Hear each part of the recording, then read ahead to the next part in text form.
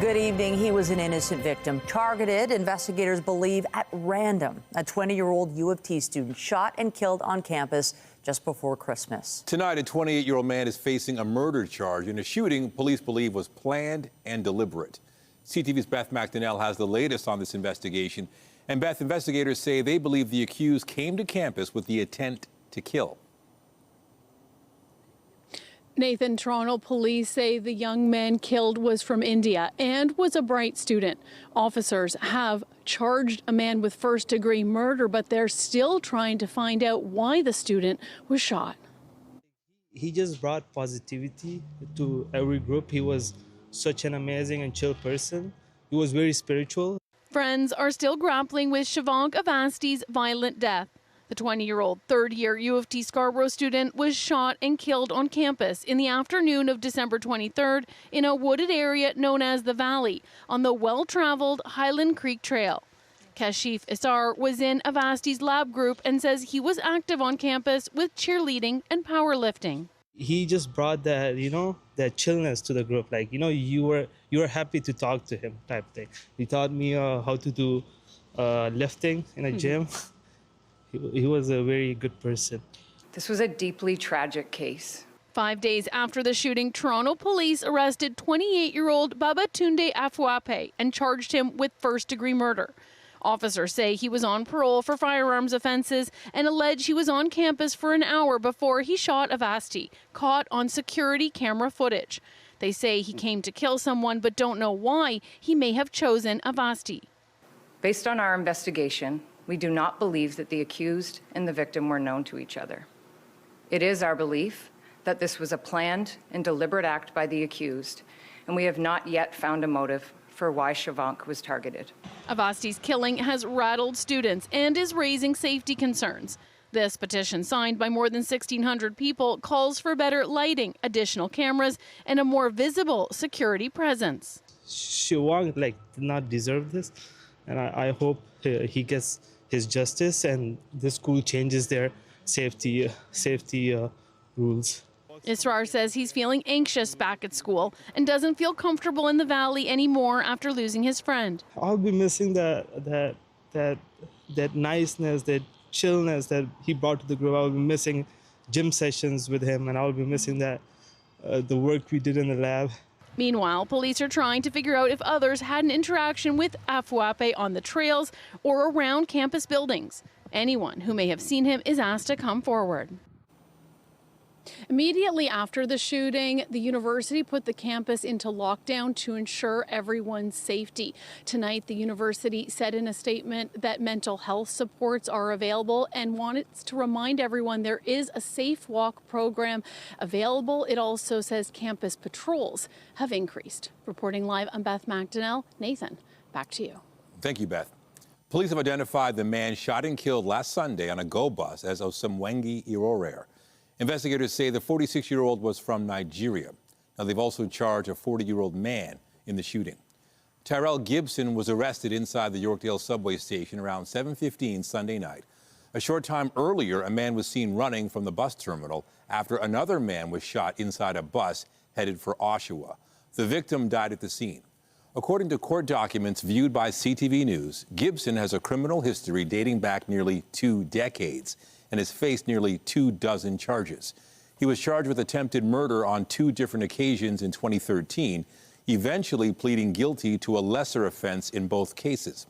Gibson was issued a lifetime weapons ban in 2015 and received an 8-year sentence in 2017.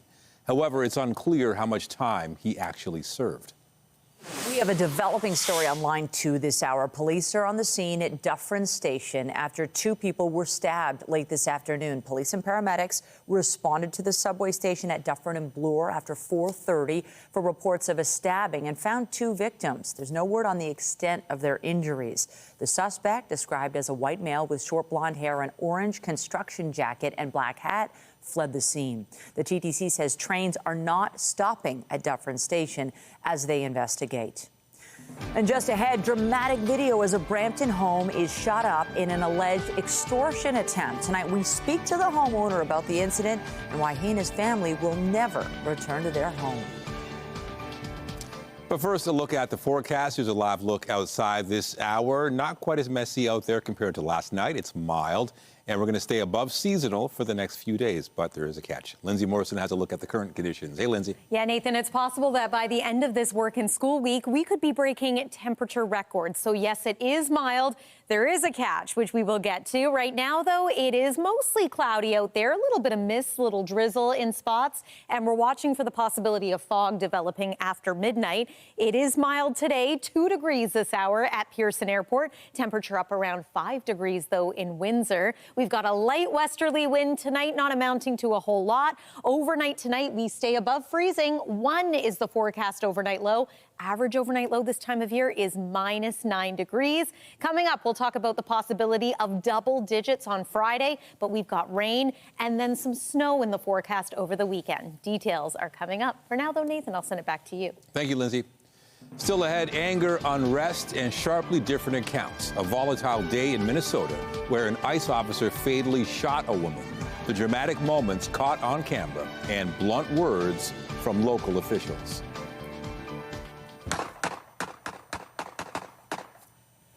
Shots fired in a Brampton neighborhood. A gunman is recorded opening fire into this home in an alleged extortion attempt. And tonight, the homeowner is speaking out about the attack and the fears he has for himself and his family. Our Jan.7 spoke to that man, and he joins us live with more. John.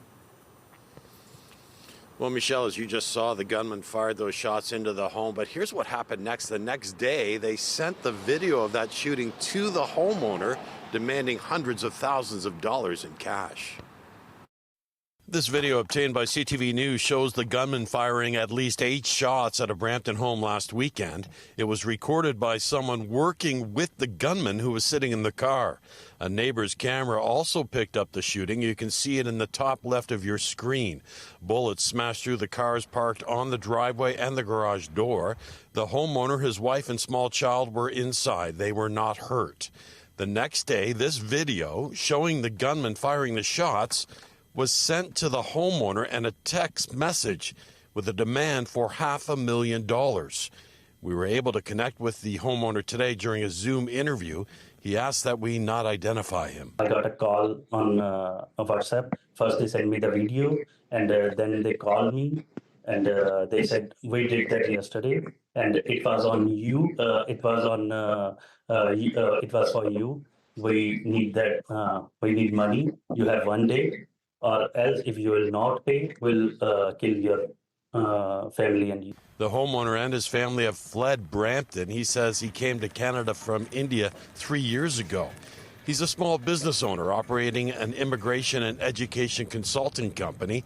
He told the suspects he didn't have $500,000, and he has no idea why he would have been targeted. His home is located near Sandalwood Parkway and Credit View Road in Brampton. Peel Police data shows more than 400 extortion cases were reported last year. And last month, Brampton's mayor called on the federal and provincial governments for help to crack down on these extortion cases. This is not stopping. We heard so many other cases in Brampton for the extortion.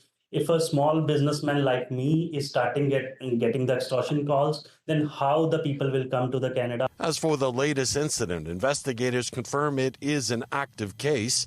This incident is being investigated by our Peel Police Extortion Investigations Task Force.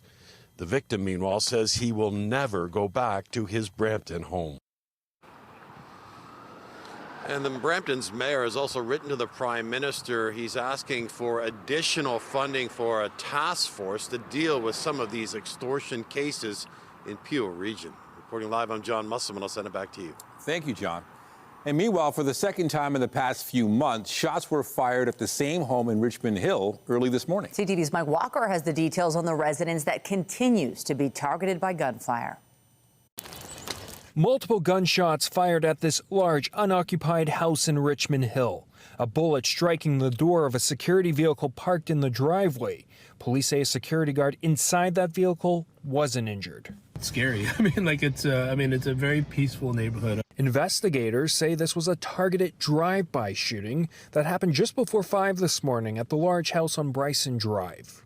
2 or more suspects in a gray Honda SUV drove by the house on Bryson Street and shot at the residents. This is the second time in 3 months shots have been fired at this home. Police say there was a similar drive-by shooting back in November. No one was hurt in that incident. We have our firearm investigative team are in charge leading the investigations, and they were looking at if there's any connections between tonight's incidents and the incidents that happened in November. Neighbors say the boarded up front door is from the first shooting incident. Many tell us they don't know who the owner is. And at this point, police have not revealed a motive for both incidents. Not coincidental that somebody drives to the same place to shoot at it. So that means that there is something going on. This morning, investigators were using metal detectors to collect evidence. Police say there is no threat to public safety because this is a targeted shooting. But people who live nearby are now fearing for their safety. But this is scary, of course. There's a lot of kids living around this neighborhood. Honestly, I don't want to go out because I don't know when it can happen again. The crime rates have definitely gone up, right, in the past little while. I mean, and especially like sensational incidents like this. I mean, I don't feel good about it. There are several security cameras at the property, as well as nearby gated homes. Footage investigators are combing through to identify the suspects. Mike Walker, CTV News, Richmond Hill. Toronto police are sharing new details about a series of violent incidents we told you about on Sunday that include the stabbing of an officer. That afternoon, it's reported a suspect tried to start a fire in a residence near Bathurst and Bloor. He then allegedly assaulted a victim with an edged weapon in another nearby home, along with someone who intervened. Police say when they found the suspect near the lakeshore, he jumped into the water and assaulted an officer while he was being pulled out. The officer, 2 victims, and the suspect all suffer non-life-threatening injuries. 32-year-old Variant Blutar of Toronto faces charges including attempted murder and failed to comply with probation.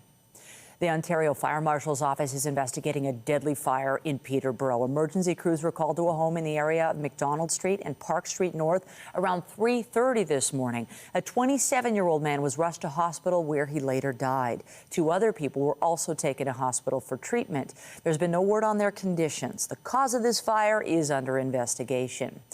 While in Oakville, a pedestrian was struck and injured by a bus today. Halton police say this happened just before noon near Trafalgar Road and McCraney Street. The woman was taken to hospital with serious injuries. Roads in the area have since reopened and no other injuries have been reported. We now know what the city's 2026 budget ask will be of Torontonians, set to be released tomorrow. It'll come with a proposed tax increase of 2.2%. It comes as the TTC asks council for more money for its spending plan. CTV's Natalie Johnson reports. Full speed ahead on a shiny new spending plan. The TTC is going cap in hand to council. The amount of red ink that runs through the entire TTC budget is absolutely terrifying. This year's transit budget requests $1.48 billion from City Hall, a 6.8% increase over last year, and draws $35 million from rainy day reserves to fund programs designed to restore ridership to pre-pandemic levels. We also want a better understanding of how we can attract even more customers and actually understand why customers are not choosing the TTC. The plan to bring them back involves the 3rd consecutive fare freeze, boosted service levels, and a fare capping system that, starting in September, would ensure that frequent riders would not pay more than the cost of a monthly pass. We're setting up a plan in respect to work through what we need to deliver for 2026 to set out the longer-term strategy and what that would look like. The TTC's ask comes in the context of the city's bigger budget, which will be revealed tomorrow.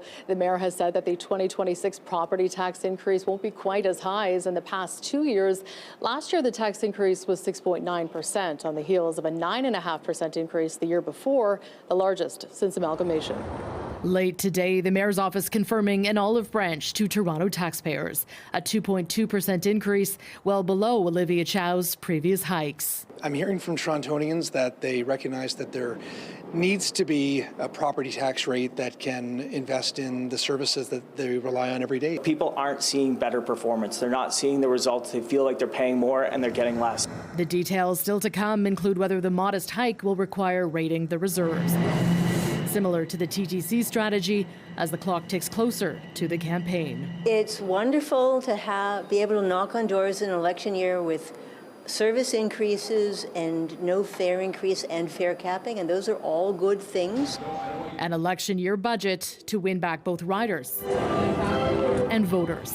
Natalie Johnson, CTV News. Below the border, tensions are high in Minneapolis tonight, where a woman was fatally shot by an ICE agent today. As investigators work the scene, the footage that has since emerged is fueling anger and sharply different accounts.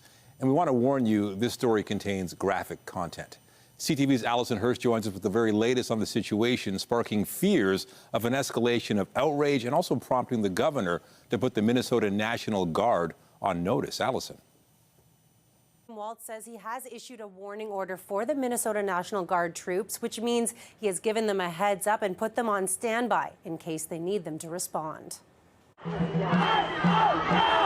Anger is boiling over on the streets of Minneapolis amid a dramatic escalation during immigration enforcement operations in that city. I heard 2 gunshots and a car crash, a really hard car crash, and then I heard yelling. Footage shows ICE agents walking up to an SUV, one trying to open the driver's door. No! When the vehicle pulls forward, another agent fires the fatal shots, killing a 37-year-old woman. The one guy said that they reached for her door handle and then she took off and then he shot her through the windshield and shot her in the face. Homeland Security Secretary Kristi Noem described the incident as an act of domestic terrorism carried out against ICE officers. What happened was our ICE officers were out in an enforcement action. They got stuck in the snow because of the adverse weather that is in Minneapolis. They were attempting to push out their vehicle and a woman attacked them and those surrounding them and attempted to run them over and ram them with her vehicle. But local and state representatives reject that description, with Governor Tim Walz posting on social media, "I've seen the video, don't believe this propaganda machine." What we're seeing is the consequences of governance designed to generate fear, headlines, and conflict. It's governing by reality TV. And today that recklessness cost someone their life. Having seen the video of myself, I want to tell everybody directly, that is This was an agent recklessly using power that resulted in somebody dying. The Twin Cities have been on edge since the Department of Homeland Security announced Tuesday that it had launched the operation, which is at least partly tied to allegations of fraud involving Somali residents. Noem says they've deployed more than 2,000 officers and have made hundreds of arrests. Mayor Jacob Frey has this message to ICE. To ICE, get the out of Minneapolis.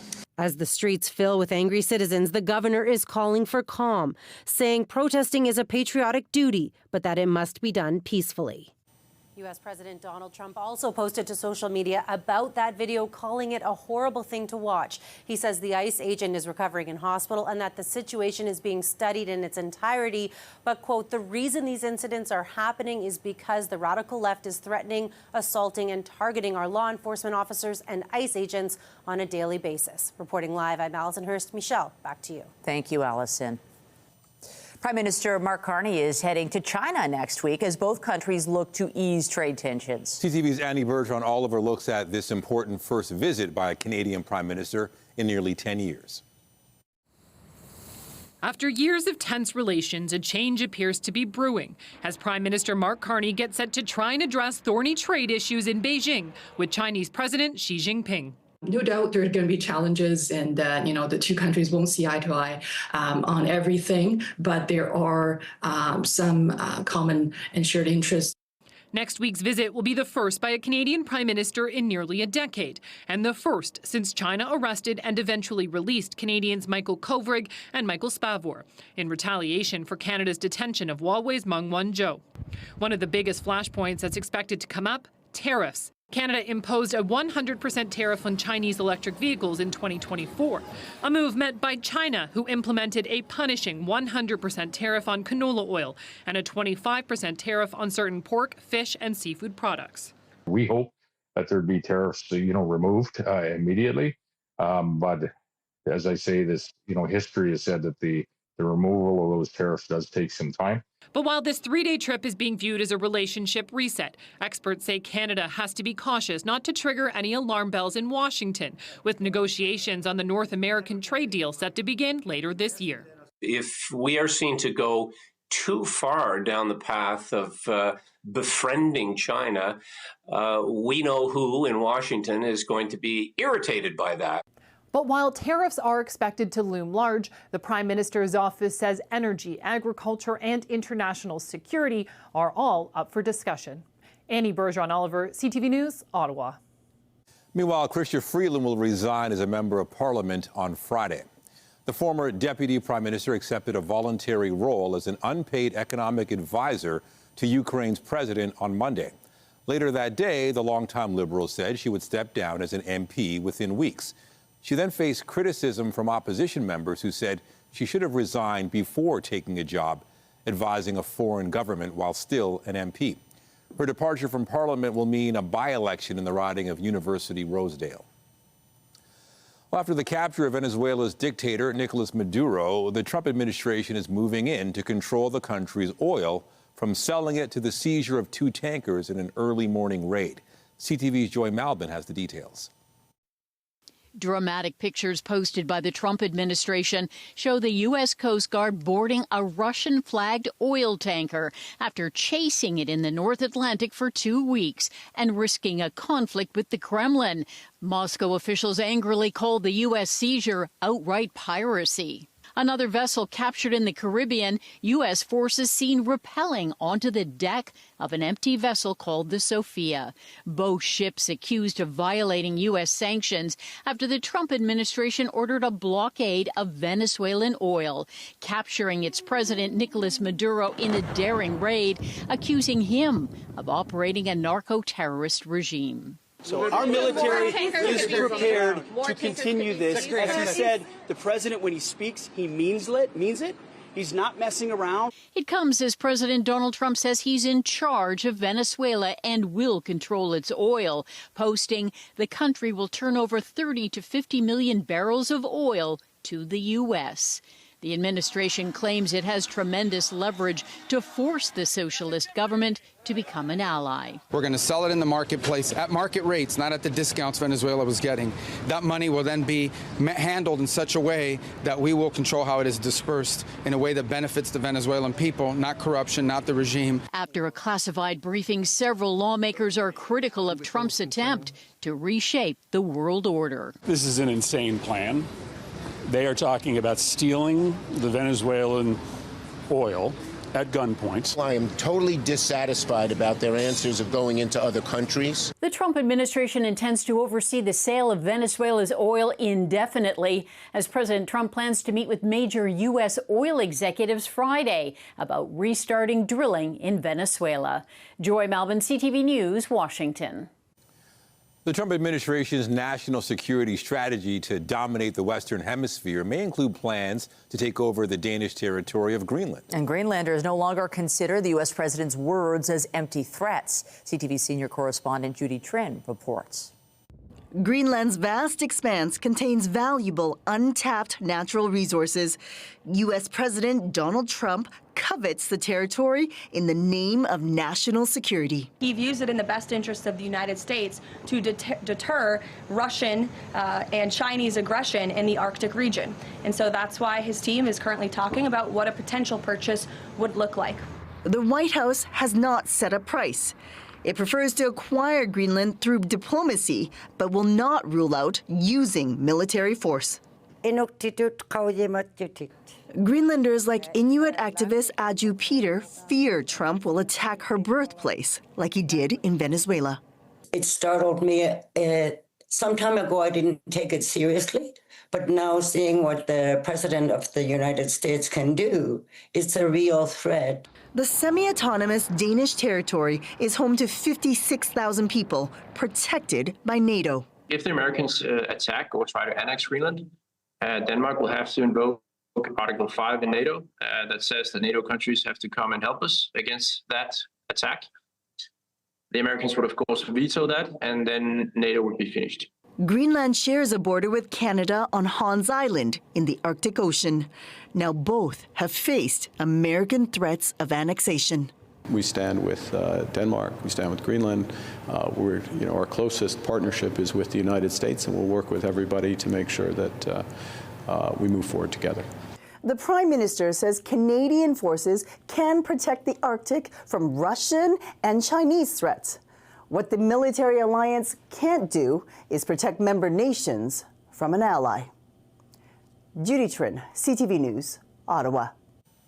A number of areas of the UK and continental Europe are digging out after a wintry wallop. In Scotland, everyone except emergency workers were urged to stay off the roads as an extreme cold snap continued. Hundreds of drivers were trapped in their cars overnight into today, and remote areas were cut off. The snow and ice also shut down Glasgow and Edinburgh airports. France, Germany, and the Netherlands are among other countries affected by the weather that also canceled some train service and caused major slowdowns on the road.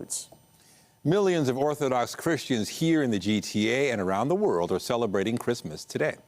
In Georgia, people march in a traditional charity procession. Every year on Christmas Day, people walk through the city collecting donations for orphaned children. The event concludes with prayers at a cathedral. This dates back centuries when worshipers would collect donations for those in need. Now, processions were also held in other major cities across Georgia. Coming up, a mother's quest to raise awareness about a rare genetic disorder that is often undiagnosed and can be life-threatening. Her story just ahead.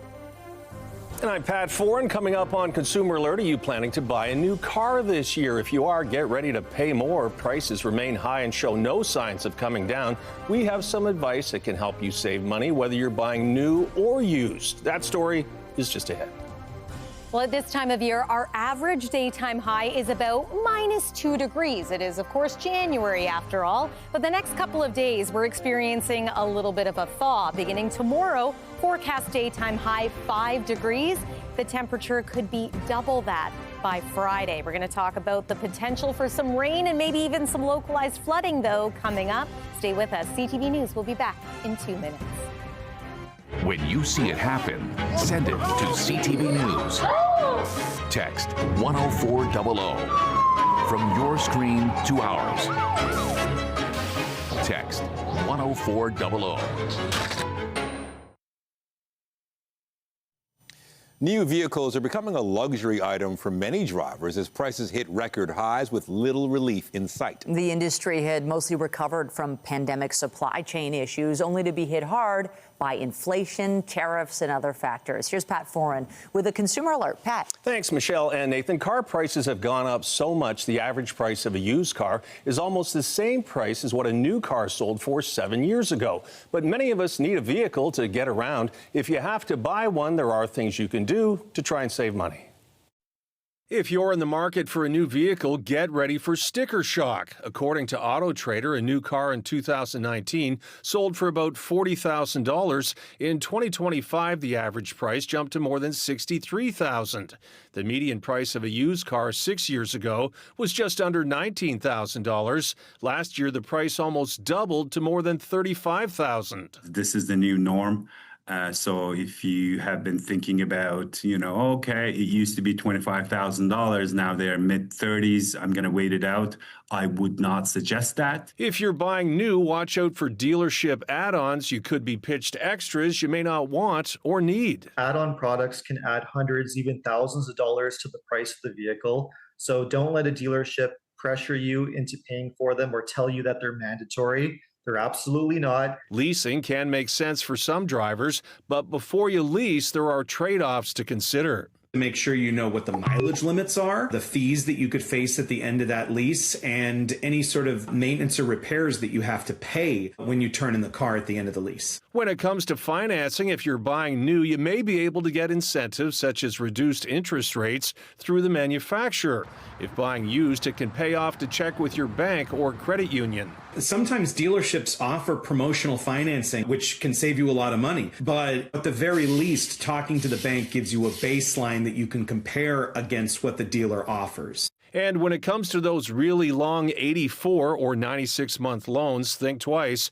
The monthly payment may seem lower, but interest can drive the overall cost much higher. The rate you're paying off the vehicle is far too slow, and the vehicle is going to depreciate faster than the rate you're paying it off. Whether you're buying new or used or leasing, don't feel rushed into signing a contract. There is no cooling off period when purchasing a car. Take the time to know what you're agreeing to save you stress down the road.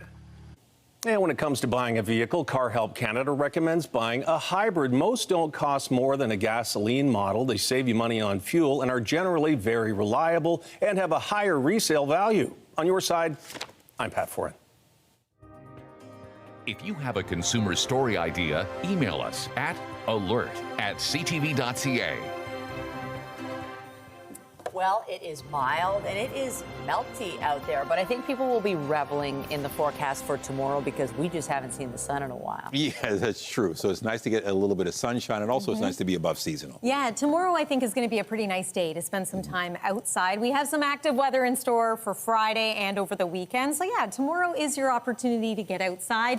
It does look like it's going to be still a mostly cloudy day in the GTA, but some peaks of sun will take that. And in other parts of the province, there will actually be extended periods of sunshine. So we'll take that too. Here's a look at what it looked like a little earlier today. This is Earl Bale's Ski and Snowboard right here in the city of Toronto. We've talked at length about the great start to the ski season in parts of ski country, but this is nice to see. The beginner hill and the main hills are now open to the public at this particular ski hill, which is in North York, and all weather permitting, it will be open right until about March 22nd. So great news for those hoping to get outside and embrace winter. Doesn't exactly feel like winter tonight. It is 2 degrees at Pearson Airport, is 5 this hour in Windsor, still below freezing in Ottawa at -2 degrees and quite cold in Northern Ontario once again.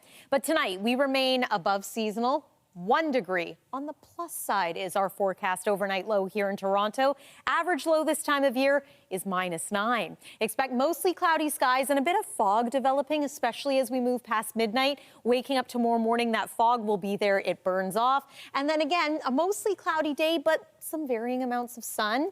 Fingers crossed. And 5 degrees is our forecast daytime high. Most communities hovered near 2-3 degrees today, so this would be a further improvement. Again, some sunshine clearing. That's expected around Niagara region and around Georgian Bay tomorrow too. Collingwood 4 degrees.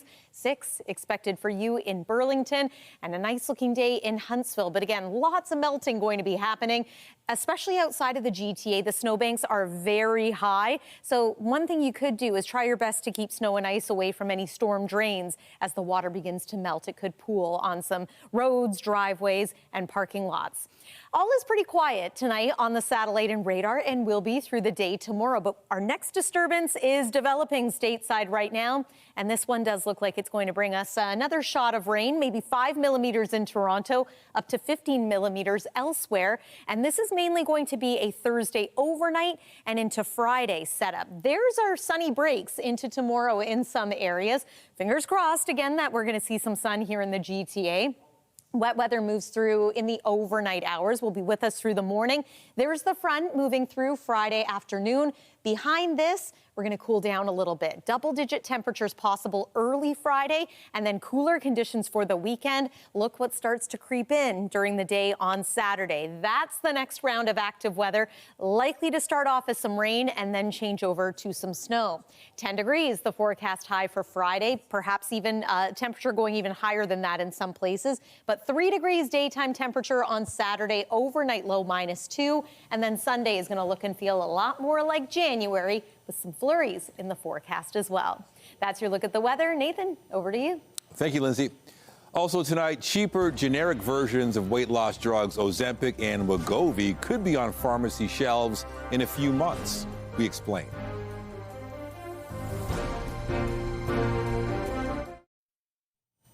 A GTA family is sharing their grief in an effort to raise awareness of a silent killer. An undetected genetic condition claimed the life of a pregnant 28-year-old and her unborn child. And now her family wants people to be aware of the symptoms. CTV's Sean Leathong has the story. Just so funny. Carrie Ann Hall can only look at pictures of her daughter Katie and think about a life that could have been much different if someone had been able to put the pieces together. It's the first thing I think of when I wake up, and it's the last thing I think of when I go to bed. And if there's any parents out there who've lost a child, they'll know exactly how I feel. Her 28-year-old daughter, Katie Pryla, was 8 months pregnant with her first child in the fall of 2023, something that had been a life goal. She just loved children. At any kind of parties or anything, Katie would always be with the little kids. Having been married for a couple of years, the pregnancy seemed to be going smoothly, but in an instant, it was all gone. Katie suddenly died, the unborn child dying with her. They would later learn that Katie had undiagnosed Marfan syndrome and had suffered an aortic dissection while at home in October 2023. She was the glue in our family. Marfan syndrome is a genetic connective tissue disorder which can present in a number of ways. She had a lot of the markers from Marfan. Growing up, Hall says her daughter had a long medical history, diagnosed with scoliosis as a young girl requiring surgery, issues with vision and her bones. Katie was a patient at Sick Kids for a decade, but nobody put it all together. It's the stars in the sky. You just see stars in the sky. They didn't see the constellation. Now, Carrie Ann is trying to raise awareness with the help of a local politician. No one recognized the larger pattern that could have pointed to Marfan sooner. Burlington MP Karina Gold rising in the House to share this story and creating a petition through the House of Commons. I don't want another mother, grandmother, family to go through that again. The goal is to change the protocol for Marfan testing with national screening guidelines, education programs for physicians, requiring genetic screening protocols for IVF patients, and public education initiatives, and hope that in the future, someone like Katie and her child will not be lost. Sean Leathong, CTV News. Novo Nordisk Canada is considering competing with generic versions of its Ozempic and Wegovy drugs by introducing lower-priced medication. Health Canada is now considering applications from the original producer and 9 other drug companies to make generic versions of the active ingredient in those diabetes and weight loss treatments. A spokesperson for the agency says Novo Nordisk's submissions are the same as their name brand versions, except for how they're labeled and packaged. This follows the expiration of a patent that had kept the drugs as exclusive to Novo Nordisk.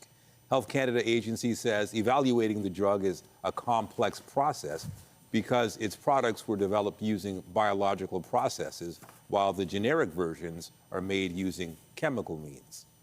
The board at Warner Brothers Discovery has again rejected a hostile takeover bid by Paramount Skydance, saying the $108 billion U.S. offer amounts to a risky leveraged buyout that investors should reject. The board says Paramount's financing plan would saddle the company with $87 billion in debt once the acquisition closed, making it the largest leveraged buyout in history.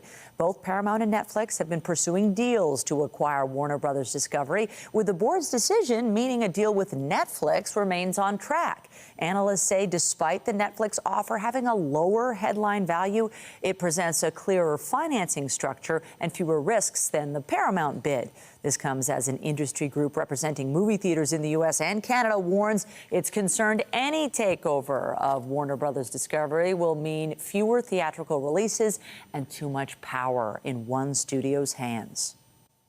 Just days before the Golden Globes are handed out, we now know the nominees for this year's Actor Awards, formerly known as the SAG Awards. Maybe you should have studied the rebellion text a little harder. I need to find my daughter. Well, then call us back when you have. Paul Thomas Anderson's One Battle After Another secured 7 nominations on the film side, the most in the award's history. It's up for the top prize, Best Ensemble, against Sinners, Marty Supreme, Frankenstein, and Hamnet. The Actor Awards are considered a strong predictor of who'll be up for an Oscar. TV nominations were led by Apple's The Studio, including nods for Canada's Seth Rogen and Catherine O'Hara. The awards will be handed out March 1st. After the break, the Raptors hope to keep the ball rolling tonight in Charlotte, looking for a 3rd straight win. Sports is next.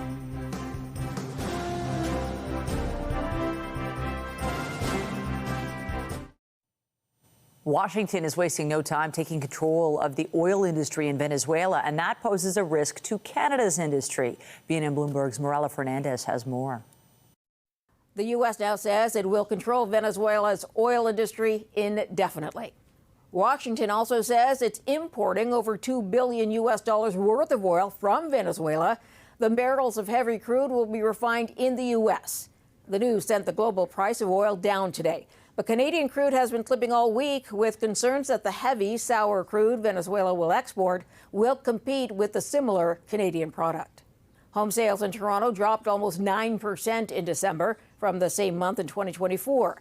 The average selling price also dropped over 5%. When you step back and look at all of 2025, sales were down over 11%, even though inventory was up over 10%. Tim Hortons is sponsoring the Olympics and Paralympics. The iconic Canadian brand has never backed the games before. It means athletes will be able to enjoy a Tim's double-double when competing in Italy next month. But the partnership will also benefit Tim's loyalty customers, because every Canadian gold medal will mean freebies for them. Here are the closing numbers for the day. The Canadian dollar is down to 72.16. West Texas Intermediate is down to 56.32. Western Canadian Select down over $1 to 43.05.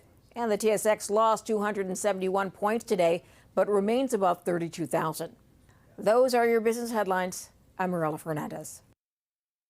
The Business Report is brought to you by Canadian Western Bank, the bank built for business.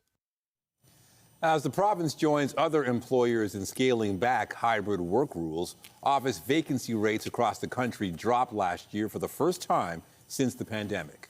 Real estate services company CBRE says 18% of office space stood empty at the end of 2025, and that's down from the 18.7% a year earlier, although still higher than around 11% at the end of 2019.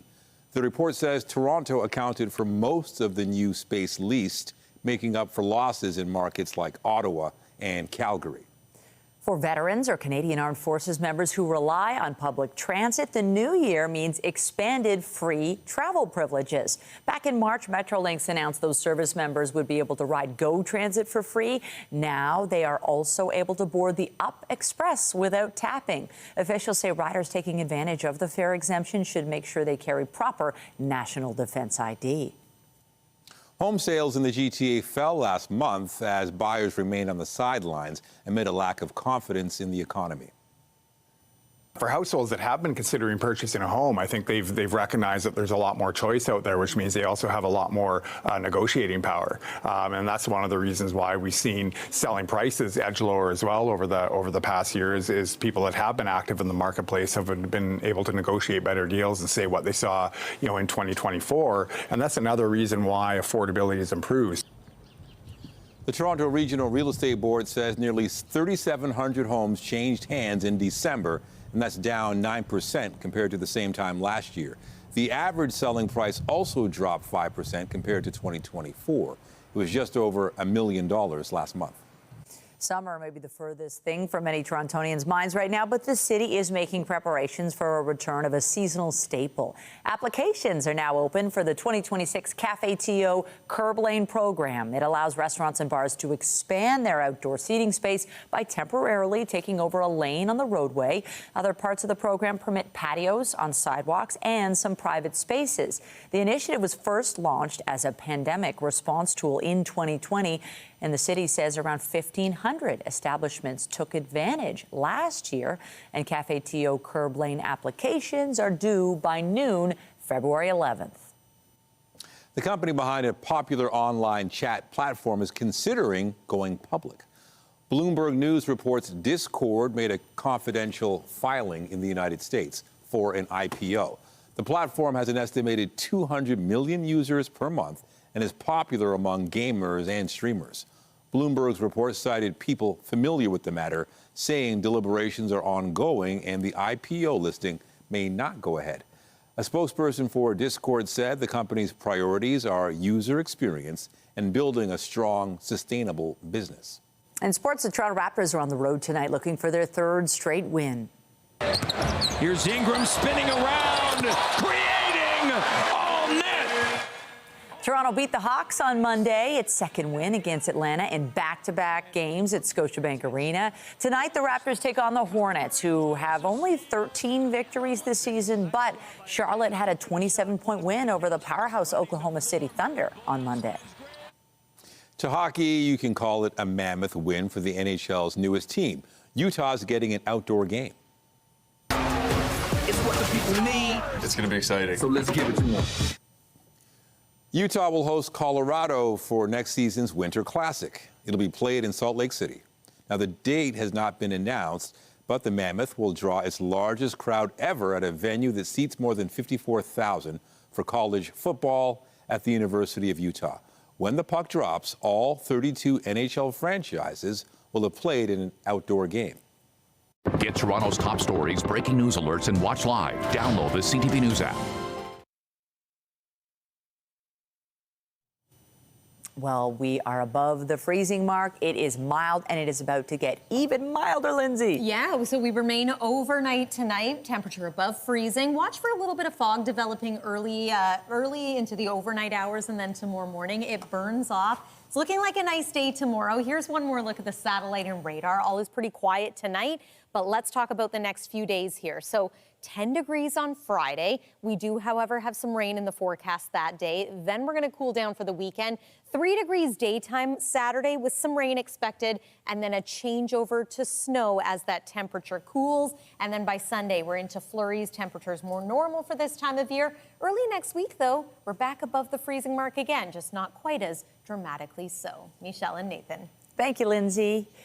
Omar Sachedina is on deck tonight at 11 for CTV National News, followed by Rahim Ladani with our next local newscast at 11:30. Meantime, our coverage continues anytime on CP24 and at ctvnewstoronto.ca. For Lindsay Morrison and the whole team here at CTV News, thanks for watching and have a great night.